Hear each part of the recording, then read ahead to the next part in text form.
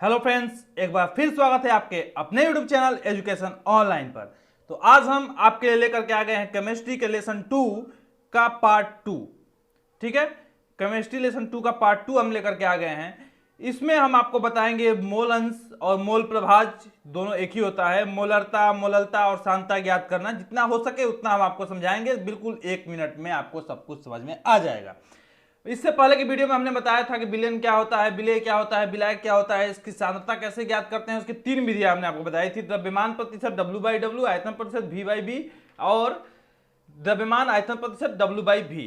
और इस पे हमने क्या किया था, न्यूमेरिकल्स भी किए थे। हमने पार्ट्स प्रति मिलियन ppm भी हमने बताया था, उस पर भी हमने न्यूमेरिकल किया था। तो अगर आपने अभी तक वो वीडियो नहीं देखा है तो पहले आप उसको देख लीजिए, उसके बाद ये देखिएगा तो और ज्यादा अच्छे समझ में आएगा। बाकी इसमें हम लोग आपको थ्योरी के साथ साथ आपका न्यूमेरिकल्स यानी कि आंकिक प्रश्न भी बिल्कुल आसान तरीके से, बहुत हार्ड वाले न्यूमेरिकल्स भी हम इसमें करेंगे। और आगे चल करके आगे के पार्ट्स में भी और ज्यादा मिक्स वाले जो न्यूमेरिकल होते हैं वो करेंगे। किताब की एक भी न्यूमेरिकल नहीं छोड़ेंगे हम, आगे जैसे जैसे ये चैप्टर खत्म होगा वैसे।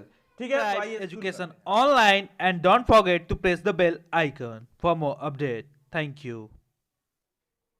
तो आपसे बस इतना ही रिक्वेस्ट है कि आप अगर इस चैनल पे इस वीडियो को देख रहे हैं तो प्लीज इस चैनल को सब्सक्राइब जरूर कर लीजिएगा, और अगर वीडियो आपको पसंद आए तो इसको लाइक जरूर कर दीजिएगा। ठीक है, तो ये है लेसन 2 का पार्ट 2। तो इसमें हम आज पढ़ेंगे मोल अंश। इसे ही कहते हैं मोल प्रभाज भी कई कई जगह कहते हैं, तो इसलिए कंफ्यूज अपना इसलिए दोनों हमने लिख दिया है। इंग्लिश इसका होता है मोल फ्रैक्शन। ठीक है, तो मोल अंश या मोल प्रभाज के बारे में पढ़ेंगे। तो हम देखिए इसकी परिभाषा कैसे निकालेंगे। तो पहले हमको सूत्र देखना होगा। सूत्र से बिल्कुल आप आसानी से खुद परिभाषा बना लेंगे। केवल सूत्र आप अगर याद रख लेते हैं तो आप परिभाषा बना लेंगे। सूत्र भी बेहद आसान है। ठीक है, तो मोल अंश या मोल प्रभाज को हम एक्स से डिनोट करते हैं। किससे प्रदर्शित करते हैं? एक्स से प्रदर्शित करते हैं। ठीक है, जहां कहीं भी एक्स इसमें लिखा हो विलयन के संबंध में तो एक्स मतलब क्या होता है? मोल प्रभाज होता है। प्रतीक क्यों बनाए जाते हैं? ताकि आपको सॉल्यूशन करने में ज्यादा आसान हो। हर जगह आप मोल अंश या मोल प्रभाज लिखने से आप बचेंगे, आपके समय बचेगा। ठीक है, तो बाकी विलेय के मोलों की संख्या बटा विलयन के मोलों की संख्या। इससे पहले के पार्ट में हम आपको बताए थे कि जो विलेय होता है वह जिसकी मात्रा विलयन में जिसकी मात्रा कम हो उसे विलेय कहते हैं, और विलयन में जिसकी मात्रा अधिक हो उसे हम विलायक कहते हैं। बात करते हैं विलयन की, तो विलयन क्या होता है? विलेय प्लस विलायक को अगर आप जोड़ देंगे तो क्या आ जाएगा? विलयन आ जाएगा। तो यही बात इसमें कही गई है परिभाषा में। ठीक है, तो विलेय के मोलों की संख्या बटा विलयन की मोलों की संख्या कहिए, या फिर विलेय की मोलों की संख्या बटा विलेय प्लस विलायक की मोलों की संख्या हो जाएगी। ठीक है, तो ये हमारा परिभाषा हो गया। आइए इससे, ये हमारा सूत्र हो गया, इससे हम परिभाषा बनाते हैं। तो क्या होगा इसका परिभाषा हम कैसे लिखेंगे? तो विलयन में उपस्थित किसी एक अवयव के मोलों की संख्या तथा विलयन के कुल मोलों की संख्या के अनुपात को उस अवयव का मोल अंश कहते हैं। ठीक है, विलयन में उपस्थित किसी एक अवयव के मोलों की संख्या तथा विलयन के कुल मोलों की संख्या के अनुपात को हम उस अवयव का मोल अंश कहते हैं। बिल्कुल वही परिभाषा, जो सूत्र है उसको परिभाषा के रूप में लिख दिया है। इसे हम x द्वारा प्रदर्शित करते हैं। ठीक है, अब बात किया जाए कि यदि विलयन में विलेय को हम किससे डिनोट करते हैं? ए से डिनोट करते हैं, कैपिटल ए से। विलायक को कैपिटल बी से। विलेय और विलायक मिलाकर क्या बन जाएगा? विलयन बन जाता है। ठीक है, तो हो तथा ए अवयव के मोलों की संख्या को एन ए से डिनोट करते हैं। मोल की संख्या को हम स्मॉल एन से करते हैं, और जब ए की मोल संख्या निकालना होगा तो हम नीचे ए लिख देंगे। वैसे ही अगर बी की निकालना होगा तो हम क्या लिखेंगे? स्मॉल एन और नीचे बी लिख देंगे। ठीक है, तो वही बात की जा रही है यहाँ पे। बिल्कुल आसान तरीके से आपको न्यूमेरिकल्स हम कराएंगे, पहले आप देख लीजिए इसको। तो बी के मोलों की संख्या अगर एन बी दिया हो तो ए का मोल प्रभाज यानी कि मोल अंश क्या होगा? एक्स का मान निकालना है। ठीक है, ये हमको अगर दिया हो तो हम क्या करेंगे? एक्स ए का हमको मोल प्रभाज निकालना है, इसलिए हमने एक्स ए लिखा है यहाँ पे। ठीक है, तो एक्स ए बराबर विलेय की मोलों की संख्या यानी कि एन ए, जो विलेय हमारा क्या है? ए है, तो एन ए हो जाएगा मोलों की संख्या।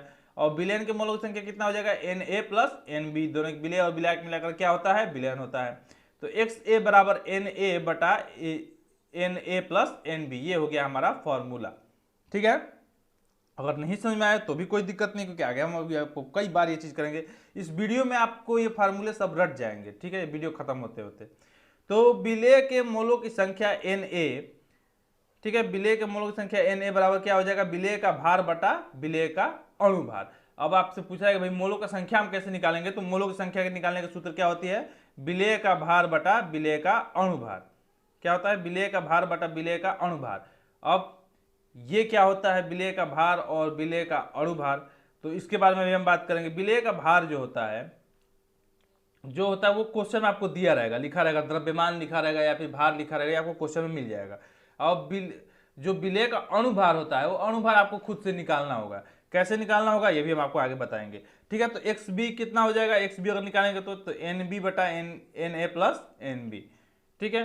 तो अब एक्स ए और एक्स बी को हम जब जोड़ते हैं, ठीक है, एक्स ए और एक्स बी को जोड़ते हैं तो एक्स ए का मान कितने का था हमने, एन ए प्लस बटा n A plus n B, और एन बी बटा में n A plus n B. आप बताइए दोनों जब जब जब बटा में यानी कि हर का जो मान जब दोनों बराबर होता है तो क्या होता है, एलसीएम वही हो जाता है, तो n A plus n B हो गया, और ऊपर इस दोनों को जोड़ देंगे सीधे, ये दोनों कट जाएंगे, कितना आ जाएगा, काटने के बाद एक आ जाएगा, कितना आ जाएगा, काटने के बाद एक आ जाएगा इनका मान।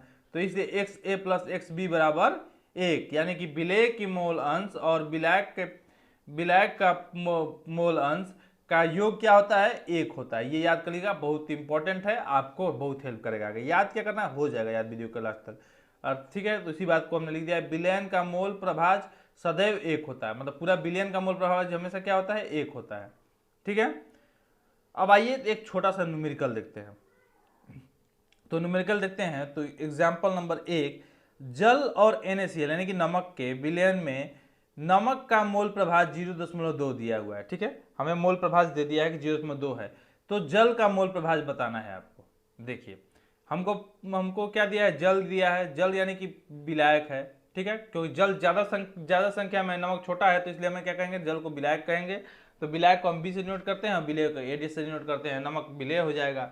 अब एक्स ए का मान हमको दे दिया है कि 0.2 है, यहाँ पे दिया है ना नमक का कि मोल प्रभाज दे दिया, हमें एक्स बी का ज्ञात करना है। तो आपको फार्मूला भी बताया गया कि एक्स ए प्लस एक्स बी बराबर एक होता है ना, एक्स ए प्लस एक्स बी बराबर एक होता है। तो हम एक्स ए का मान यहाँ पे रख देंगे 0.2, ठीक है, और प्लस एक्स बी ऐसे ही रख देंगे हम बराबर एक, एक्स बी इधर रहेगा और ये क्या 0.2 इधर चला जाएगा, तो इधर जाएगा तो इधर ये प्लस में है, तो इधर जाएगा तो किधर क्या हो जाएगा, माइनस में आ जाएगा।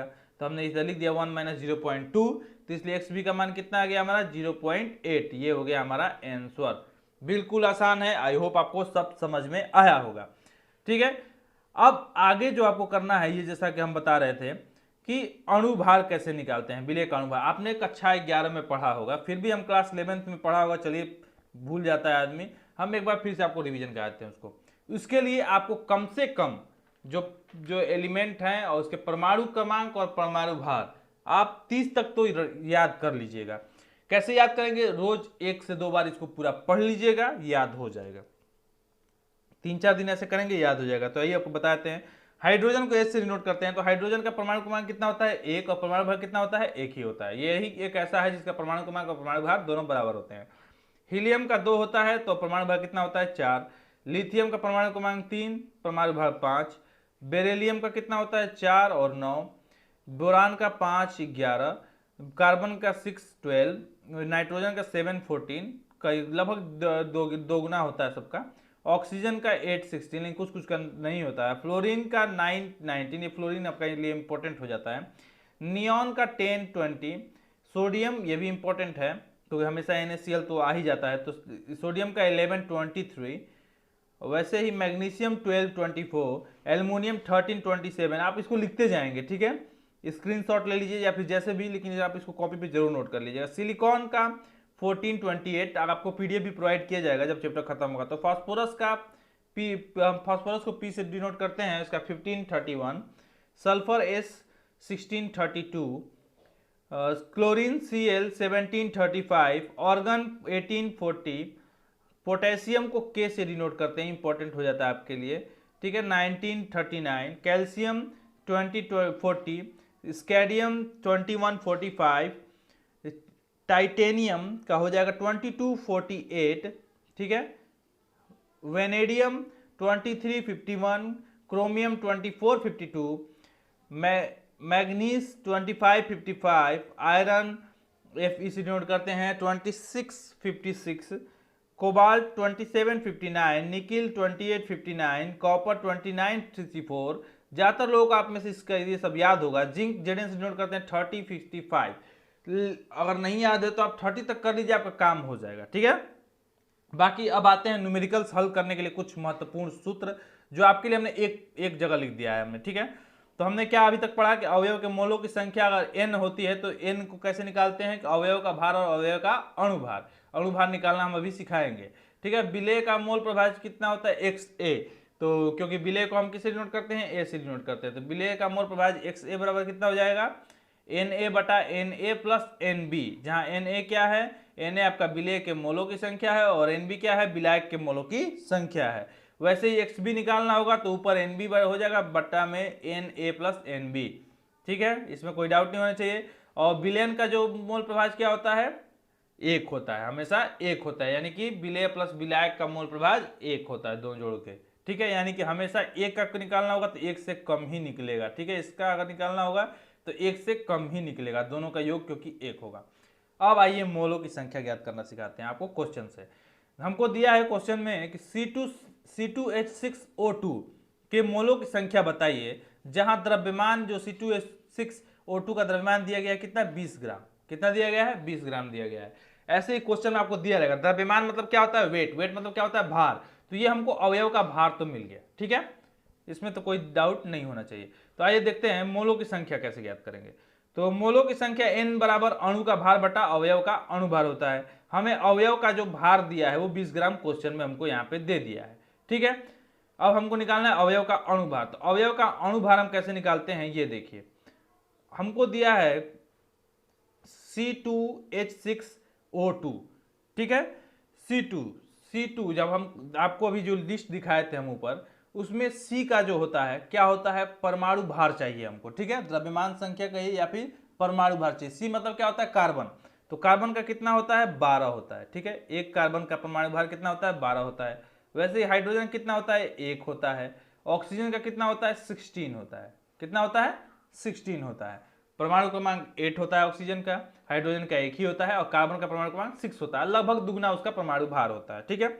अब यहाँ पे आप देखेंगे तो कितना दिया गया है, कार्बन 2 दिया गया है, तो हम क्या करेंगे, जब कार्बन 2 दिया, यहाँ पे हाइड्रोजन 6 दिया गया है, ऑक्सीजन 2 दिया गया है, तो एक कार्बन का जो परमाणु भार 12 होता है, तो 2 का कितना हो जाएगा, 12 में 2 से गुणा कर देंगे, क्या कर देंगे, 12 में 2 से गुणा कर देंगे। तो ये देखिए यहाँ पे, ठीक है, हमने क्या किया, 12 में 2 से गुणा कर दिया, क्योंकि एक का 12 होता है, एक कार्बन का परमाणु भार 12 होता है, तो और 2 कार्बन दिया है तो हमने गुणे 2 कर दिया। प्लस करेंगे हम, क्योंकि हमें पूरा का योग बताना है, ठीक है।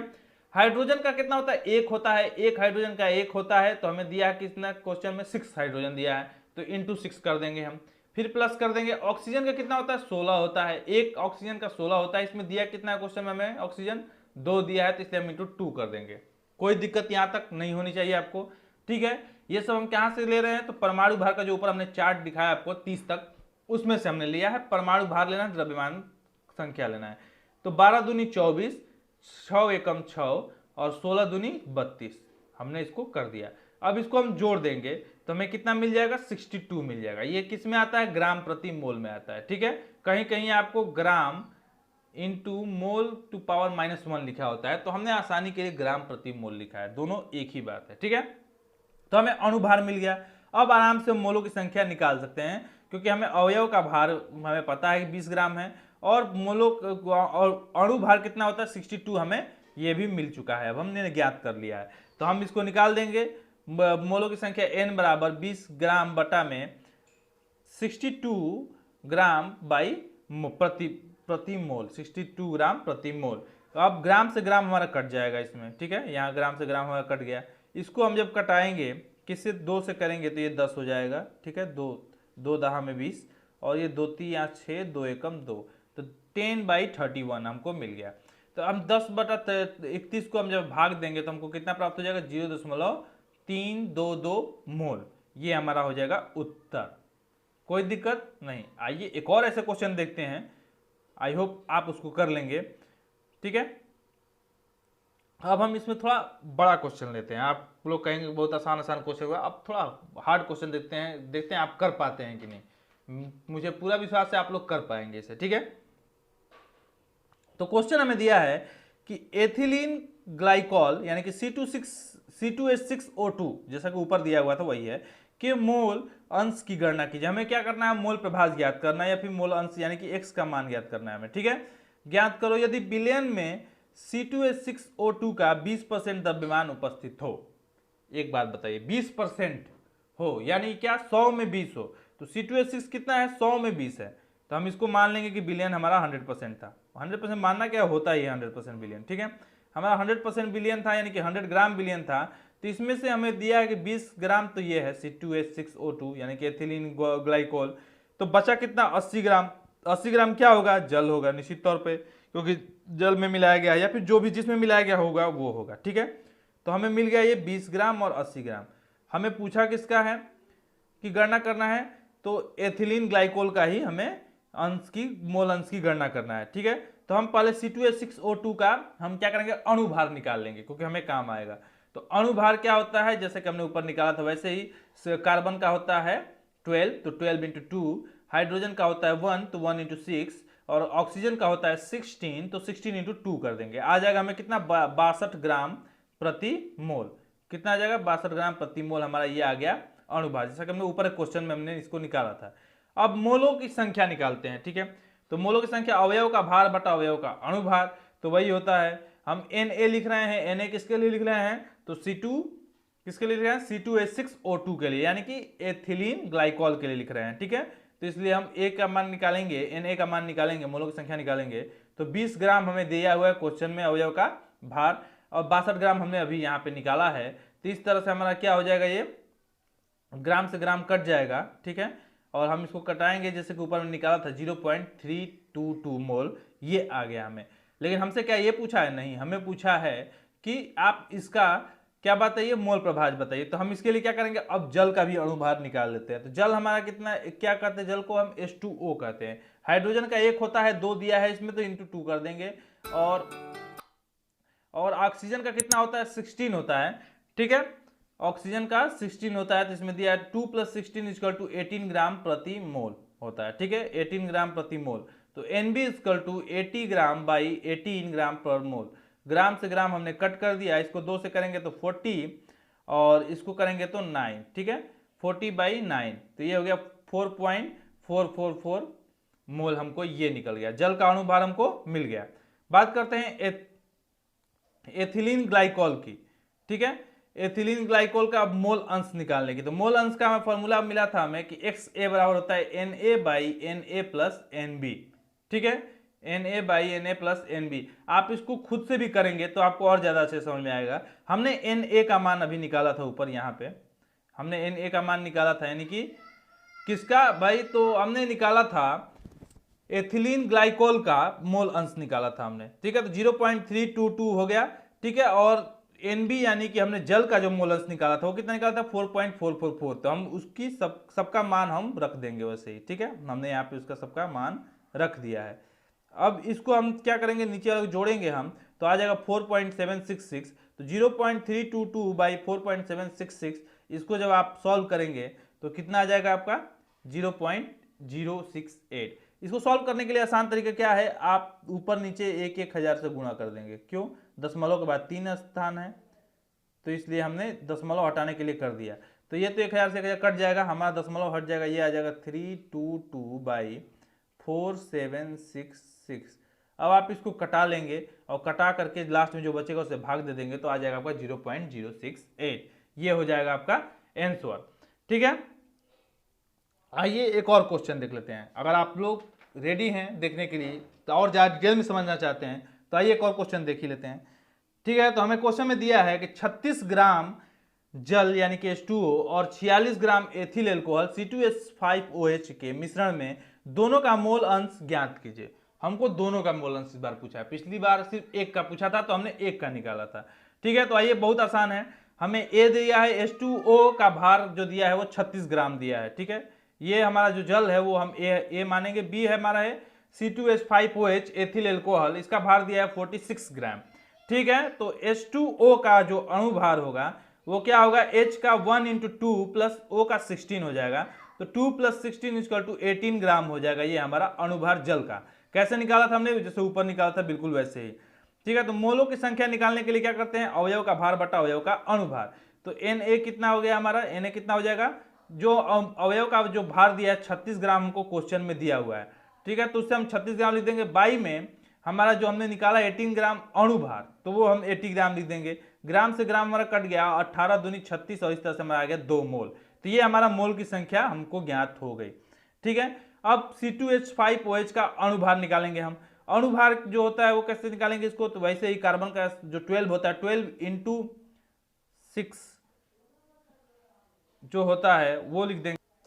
यहाँ पे थोड़ी सी मिस्टेक हुई, 12 × 2 रहेगा यहाँ पे, क्योंकि 2 अणु दिया है हमें। यहाँ पे कार्बन कितने अणु हैं, 2 अणु है कार्बन के, तो हम यहाँ पे 2 लिख देंगे। तो 12 × 2 + 1 × 5, क्योंकि हाइड्रोजन का 1 होता है और हमने इसमें 5 अणु दिए तो 5 से गुणा करेंगे।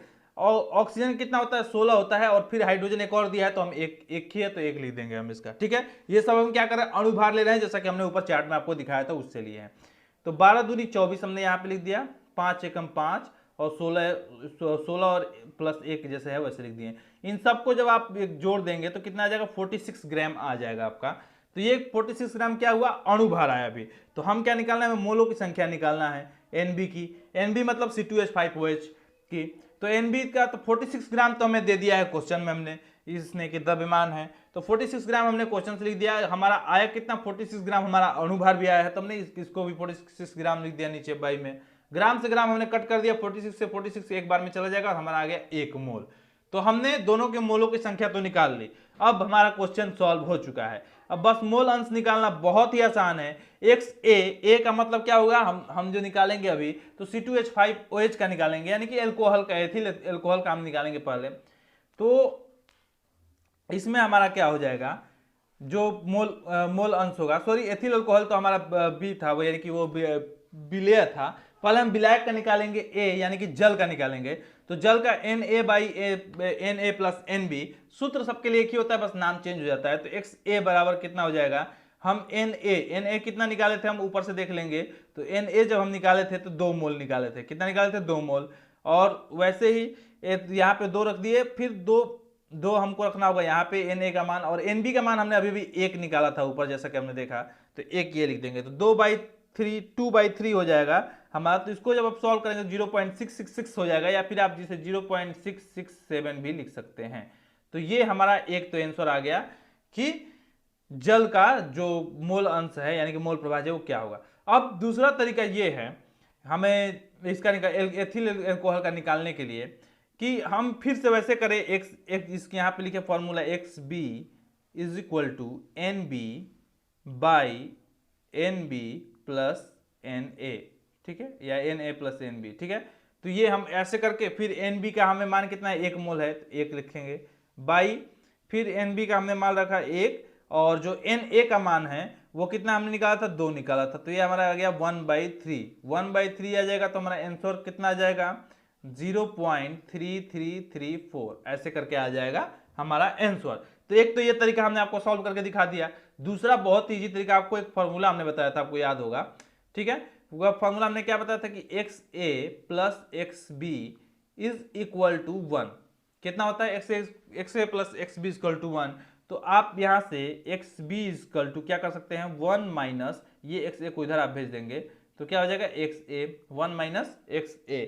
तो अब आप XB निकालने के लिए आप यहाँ पे देख सकते हैं क्या करेंगे, XA का मान रख देंगे केवल 1 - 0.666, तो हमारा कितना आ जाएगा आंसर, XB = 0.334। ये हो गया हमारा आंसर। आई होप आपको ये वीडियो बहुत मजेदार लगा होगा, आप न्यूमेरिकल बहुत आसान तरीके से समझ पाए होंगे। क्योंकि वीडियो ज़्यादा लंबा ना हो और आप लोगों को प्रैक्टिस करने का भी टाइम मिले, आप इन सब क्वेश्चंस को फिर से आप देखिएगा और सॉल्व खुद से कीजिएगा। एक बार खुद से करके देखिएगा, बिल्कुल आसानी से हो जाएगा ना। जहां नहीं होगा वहां फिर से आप कॉपी चेक कीजिएगा, और पहले जितना ज़्यादा दिमाग लगा सकते हैं आप दिमाग लगा लीजिएगा। उससे क्या होता है, आपको क्वेश्चन रटने नहीं पड़ेंगे, आप बिल्कुल आसानी से सॉल्व कर लेंगे। तो हम इसमें इतना ही रखते हैं। आगे मोलरता और मोललता और जो कुछ भी है वो सब हम अगले पार्ट्स में हम उसको क्लियर करेंगे। बिल्कुल ऐसे ही न्यूमेरिकल और थ्योरी साथ में लेकर चलेंगे ताकि आपको अच्छे से आसानी से समझ में आए। तो अभी के लिए इतना ही, तब तक के लिए बने रहिए आप एजुकेशन ऑनलाइन के साथ। Thank you. Subscribe Education Online and don't forget to press the bell icon for more update. Thank you.